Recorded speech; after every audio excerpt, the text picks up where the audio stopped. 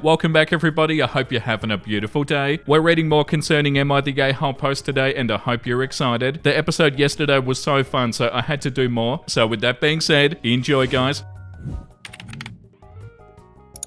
Am I the a-hole for walking out of the bridal salon when I found out that my friends were making fun of me behind my back? I have two friends, Gabby and Shelley. All of us are 23 if that matters. We were roommates in college and stayed in the same city after graduation. While the three of us are close, I've always known that Gabby and Shelley are the closest. They have a really sweet friendship. Shelley is getting married, Gabby is the maid of honor and I'm one of the bridesmaids. Over the weekend I went with Shelley so she could take a look at wedding dresses. Gabby was supposed to come with us but got called into work last minute. I helped Shelley pick out some dresses and then she went with the consultant to try them on. Shelley asked that I take pictures and videos on her phone to send to her mum and Gabby. I was getting the camera ready when a text from Gabby came up. I didn't mean to click on it and I was instantly going to click back out of it, but I saw one of my Instagram pictures in their private chat from earlier that morning. They were both making fun of me for the face I was making and my outfit choice. It didn't appear to be in very good nature. I admit curiosity got the best of me, so I searched my name in the chat. I found multiple pictures that I, my boyfriend or my mum have posted of myself and they were absolutely ripping them to shreds, ranging from selfies to pose shots to even a few baby pictures. They'd also make fun of me in general in terms of the way I talked, the way I wore my hair, and the way I ate. This went back as far as I could tell, at least a year. My heart broke. It all felt so juvenile and so high school-y. While we all joke around, I would never do this to them, nor have they ever even tried to instigate these types of conversations with me about the other one-on-one. I was in tears as somebody who was bullied all through middle school and high school. It just brought me back to such a horrible place. I put the phone in Shelley's purse and I brought it to another employee, telling her to tell Shelley that I had to go. I drove home and I had a long cry. Shelley texted me by the time I made it home asking where I went. I said I was going home and that we could talk later. When she did call a few hours later, she was understandably confused and hurt that I left. I told her what I found, explaining that I only looked further because of the initial text that I accidentally saw. She went off on me for looking through her private text messages and said that they were none of my business. She also told me that I shouldn't have left the store without saying anything. Oh, come on. I said I didn't want to make a scene, but I also knew that I couldn't fake being happy for her. Shelley told me the texts were all in good fun and clearly she loves me because I'm going to be her bridesmaid. She added that I'm only hurt because I chose to read all of the texts. Later on, Gabby called me to tell me that I invaded Shelley's privacy and hurt her by walking out. My boyfriend and my mum think I did the right thing by walking out, but obviously they're a little biased. I want some unbiased looks. Was I an a-hole to look through the texts and then leave? No, of course not, OP. And these aren't your friends. It's not in good fun. Friends don't do that to other people. That's not cool. If I were you, OP, I wouldn't talk to them anymore. They're not worth the trouble and they're definitely not your friends. The top comment says, not the a-hole. If I was in your place, I think I'd drop out of being in the wedding. It's one thing to jokingly make fun of somebody one time, but it seems like they've done this to you a bunch of times, and it doesn't seem like it was lighthearted. If I was you, I wouldn't feel bad about looking through the messages at all. She handed her phone to you, and it feels like fate took the opportunity to expose them to you for who they are. Yeah, and the comment underneath that, I think I'd drop out of their lives altogether. Yeah, definitely. And the way that they were getting upset at OP and trying to blame OP because they're awful. No, of course you're not the gay hole, OP. And you don't need people like this. Like these fake-ass, two-faced friends. They're not friends. And this comment too, not the a-hole. Searching her phone was maybe crossing the line, but that line is far less important than two supposed friends spending months making fun of you behind your back. The all in good fun excuse doesn't hold water because you were not a party to it. You don't hide things like that from people unless you're aware of the fallout that would happen if you didn't. I can guarantee you that the vast majority of the people who will comment on this thread would never make fun of their friends to other people behind their back. This is mean girl behavior. It's passive aggressive, it's mean spirited, and it's not how real friends treat their friends. They were making fun of you because they're mean and not very nice people, and they hid it from you because they're mean and not very nice people. She made excuses and blamed you for the situation because she's mean and not a very nice person. You should drop them like a hot potato because they're mean and not very nice people. My only caveat here is if you engage in similar behavior with either of them, having private chats and making fun of other friends, if you do, then everybody sucks. Edit, OP confirms that they do not engage in that behavior, so my initial not the a-hole stands. Yeah, you're for sure not the a-hole, OP. The next one is called Am I the a-hole for telling my terminally ill mother to move out? My mother and I have a rocky relationship and I stopped caring about it a few years ago. We reconnected for a lack of a better word last year. Earlier this year she got diagnosed with terminal cancer. We looked into hospice and palliative care, but the good and decent ones had no beds. She was renting a house, but her stupid ass let my mentally unstable sister move in, and she basically kicked our mum out of her own house. There's another sibling, but she lives in another state and she's pregnant, and another sister who's living in a small apartment apartment with her kids as her house is being remodeled. So it fell onto me to let my mum move in back in March. I was under the assumption that my mum was flat broke. My out-of-state sister was the one handling her finances. I ended up picking up the tab on several things like co-pays, her cell phone bill, the groceries, and I also pay my maid extra money to basically babysit her. I have started to dig into my savings, which I have never done, to cover the cost. All of my siblings are crying poverty. I told her that I needed to start putting her paperwork together, and she became evasive and hostile. I thought she was scared about facing her mortality. I found some legal stuff including her will, which was signed before she moved in with me. This biatch has 750 grand and asked that it be divided between my 3 siblings, and I get nothing. The daughter who rang up 3 grand on a dying mum's credit card on weed, Uber Eats and tattoos gets 250 grand, but the daughter who helps her off the toilet and spent 1,300 on a bed gets nothing. And this isn't a misunderstanding. The only time my name was ever mentioned in the will was to confirm that I was being left out. I confronted her about it and she said she didn't think I needed money and I'm the only kid without kids. I said, so you were going to use me to take care of you and then basically tell me to F off when you die. She did say that she would change it and that I was right and she was wrong. I said, don't bother. You have to move out. She told me she has a couple of months to live. She can't move back into her rental that she's paying 2 grand a month for because she's scared of my sister and she wouldn't survive a road trip to my other sister who's due any day. And there's no room at my other sister's place. My house is clean and quiet and it's by the beach. I sent an email to my sibling telling them that she has a week to leave and if you don't take her, I'll arrange for the police to do it. They know that I'll do it too. They'll probably take her to some county hospital. Of course, my siblings are mad at me. I'm not looking for advice. I spoke to several professionals from lawyers to CPAs. I do not owe my mother anything. If the roles were reversed, she'd lose no sleep over me sleeping on the street with cancer. Oh, what a sad situation. No, I don't feel like you're the a-hole though, OP. The top comment says, not the a-hole. Cancer or no cancer, she sounds like a horrible manipulative woman, allowing you to eat into your savings and risk your financial stability to take care of her. And she's not only left you out of her will, but actively made sure that you definitely aren't in it. She says that you won't move back to her house because she's scared of your sister, but she's still leaving her $250,000 and you get nothing. She's not really admitting that she's wrong, she's just being called out. Post number 3 is called, am I the a-hole for not forcing my child to eat blueberries? Today my wife gave our 11-year-old son some blueberries. My son said that he'd rather not eat them because he doesn't really like blueberries. My wife replied, but these are really good. So my son hesitantly tried one blueberry and replied, thanks, but I still don't like them and I'd rather not eat the rest. I thought that was the end of it and I went to the store to get groceries for dinner. When I came back, my son was crying at the table because he was forced to eat the remaining 3 blueberries. I asked my wife, why is he crying? And she explained that he had to eat the blueberries because it's healthy. Thinking it was just about eating a piece of fruit, I told my son that he didn't have to eat the blueberries, but he did have to eat another piece of fruit instead, like an apple or 3 strawberries or something similar. My son immediately agreed, spat out the blueberries in the garbage can, and started eating an apple. This much to my wife's dismay. She said that I overruled her authority and that my son will never learn to eat healthy. My reply was that it's not okay to force a child or any other person to eat something they don't like, especially after they did taste it. How would she feel if I forced her to eat something she doesn't like? Why is it okay for her to not eat certain foods but not for our son? He likes enough vegetables and fruit to get a balanced diet, so I think we should meet him halfway and not focus on forcing him to eat stuff that he doesn't like. And he's not really a fussy eater, so we have plenty of healthy stuff to choose. The situation escalated and at one point my son even said, I'll just eat the blueberries, in an attempt to de-escalate our argument, after which he took 3 blueberries out of the fridge and swallowed them almost whole, just to get it over with. Sadly for him, it didn't really work because we were already too far into the argument, although I did thank him afterwards for trying and I apologize for not being able to let it slide. Am I the a-hole because I didn't force my son to eat the blueberries and I allowed him to take another piece of fruit that he does like? Edit, I wasn't expecting such a big response and I haven't been able to read all the comments. Thank you to everybody who did respond. I really appreciate the advice. Maybe I'm not the a-hole in this situation, but in the future I will try not to argue with my wife in front of our son. Yeah, 100% OP. Yeah, no, you're not the a-hole because of the fruit, but yeah, in the future definitely don't argue in front of your son. But yeah, what you were saying is definitely right, OP.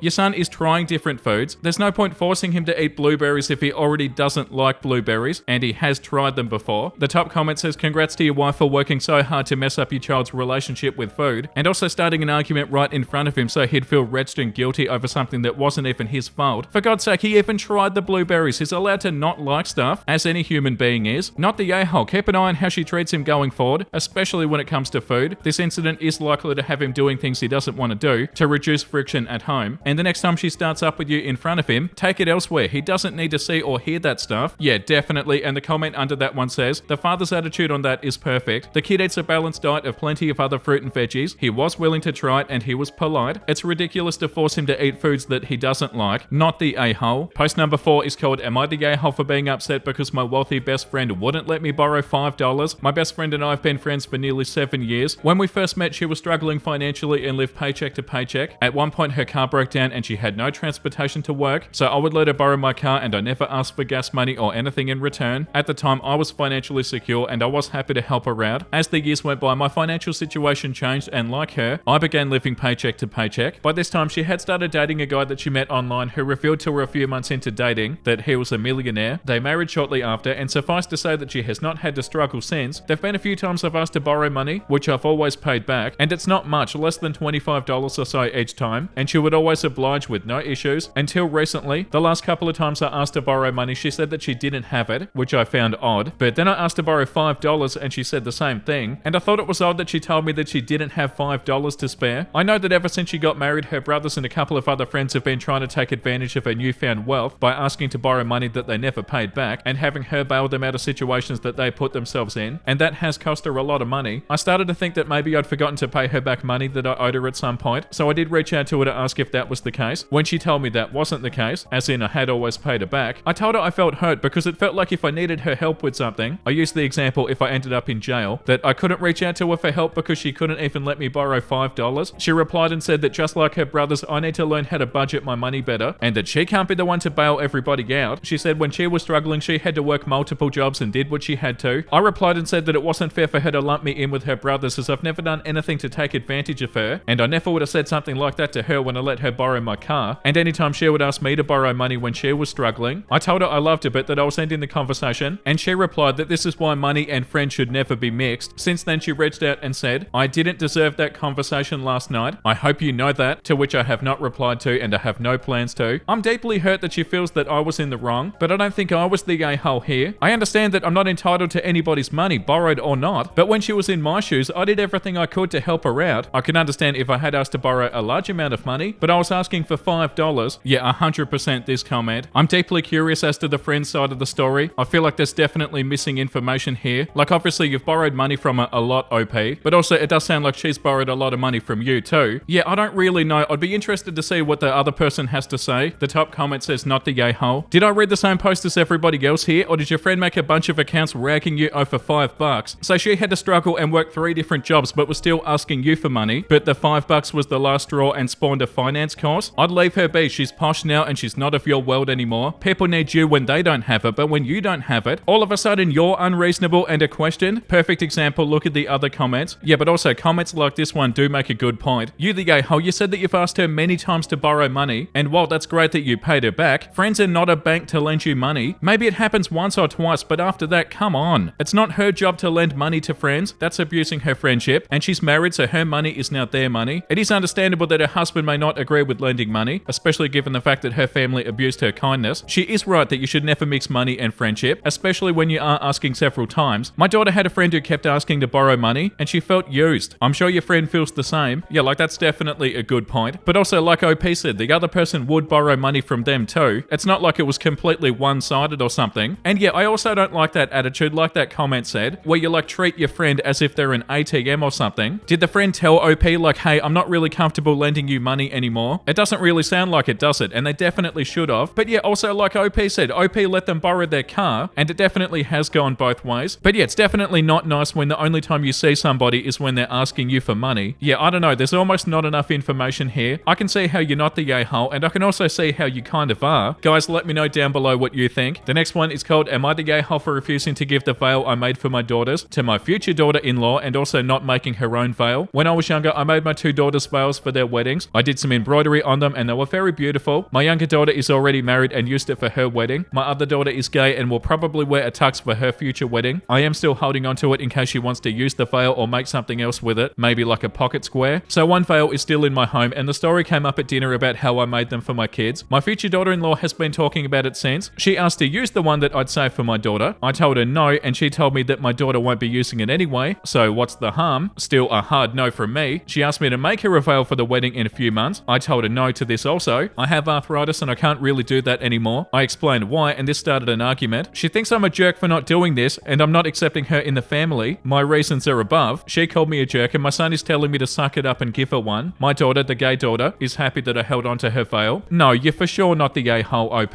You've got completely valid reasons there. You should say the veil belongs to my daughter, not me. I can't can't just give you my daughter's veil. And yeah, it's wild that they even feel entitled to it, OP. Yeah, like this comment says, not the a-hole. The fact is your daughter is glad that you're holding onto her veil, and your arthritis makes it impossible for you to create a whole new one. Your daughter-in-law should respect that. She can be disappointed, but that's her problem. To feel entitled and to call you a jerk makes her an a-hole here, and telling you to suck it up, your son's being a major a-hole. There's no argument for them. The veil belongs to your daughter. You cannot create a new one. If they continue harassing you, ignore or mute or delete as much as needed. Yeah, 1,000,000%. And that's enough for today. That was a wild episode, and I hope you guys had a wonderful time, but we need something wholesome. But imagine if we had tiny little dragons, the size of puppies, and they would go wherever we went, sitting on our shoulders and hissing at everybody who tried to touch you, because you're their most special thing in the universe, and they're so tiny, it's so cute. I actually daydream about this a lot. Yeah, that's so beautiful. Could you imagine having a tiny little dragon? That would be so awesome. I now want a tiny dragon. Your window was down, the rain was coming in. I did my best to help you out. XX, the green truck next to you. Oh, that's so sweet. I love when people do stuff they don't need to do, but like they did it anyway because they care. That's so beautiful. I had a robin trying to nest on our drain pipe, but their nesting material kept falling, so I got them a fry basket. Oh, cute, and they're so happy too, you can tell. I love my new nest. Once again, that's so beautiful. Thank you for watching, guys. I hope you had a wonderful time. And if you did, make sure you let me know in the comment section. And the comment of the day goes to Laughing Aardvark. Cat news? I've got cat news. Hell yeah. I recently adopted a wonderful cat. He's 7 years old and a long head tuxedo. The white parts are minimal except for his outrageously long white whiskers. They're at least a third longer than most whiskers, and they show off beautifully against his black fur. He also has little bitty ears that are so cute. I had been having trouble finding a cat, but I woke up one morning knowing that that was the day that I found my cat. When I pet his head, he flipped onto his back for tummy rubs. I snatched him up immediately before anybody else could take him. Oh, congratulations. That's so cute. Did it say a name there? That's so sweet though. I wonder what the name is. I love cats so much. Thank you for sharing that. And congratulations. That was a beautiful episode, and I hope you guys enjoyed that. Make sure you look after yourself and make sure you have a beautiful, amazing rest of your day. And you know what I'm about to say because I say it every single day. Bye!